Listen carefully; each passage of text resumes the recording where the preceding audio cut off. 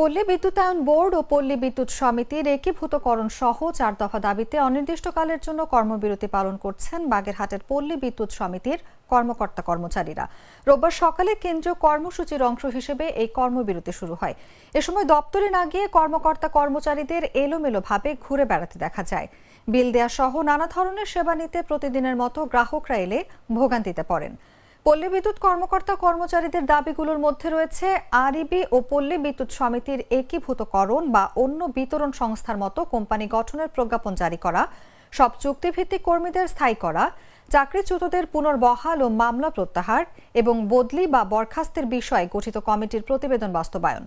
এ বিষয়ে বাগেরহাট পল্লী বিদ্যুৎ সমিতির মহাব্যবস্থাপক সুশান্ত রায় বলেন, অধিকাংশ কর্মকর্তা কর্মচারী ছুটির আবেদন দিয়ে চলে গেছেন।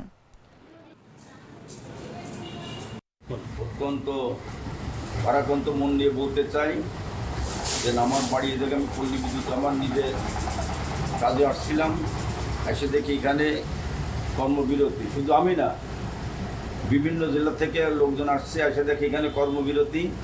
এই কর্মবিরতি ভোগান্তি দেওয়া কোনো প্রশ্ন আসে না।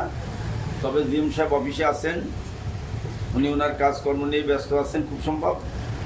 অন্য যারা কর্মকর্তারা আছে সবাই বিরত। এই বিরত থাকার অধিকার তাদের আছে, কিন্তু আমাদেরকে ক্ষতি করে জনগণ, আমরা ট্যাক্স দিচ্ছি, সব কিছু দিচ্ছি, তারা তাদের দাবি দেওয়া যা থাকে তাদের কর্মকর্তার সাথে আলোচনা করে সুন্দর পরিবেশে তাদের যদি কোনো আন্দোলন থাকে সে অবশ্যই তারাই যে আন্দোলনে তার অবশ্যই তাদের অধিকার পায়, এটা আমরা আশা করি। তবে আমাদেরকে জনগণের এই যে আমরা ভোগান্তি, আমরা কেউ আজকে একজন রূপসা থেকে এক ভাই আসছে, উনি এসে এখানে ঘুরতেছেন, আপনার মোংলার থেকে বিভিন্ন যেহেতু জেলা অফিস বিভিন্ন জায়গাতে আসছে, এসে মানুষ হয়রানি হচ্ছে।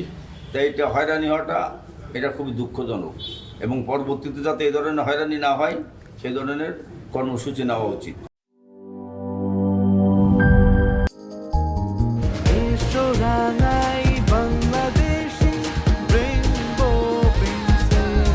রেইনবো পেইন্টস, ছড়াও জীবনের রং।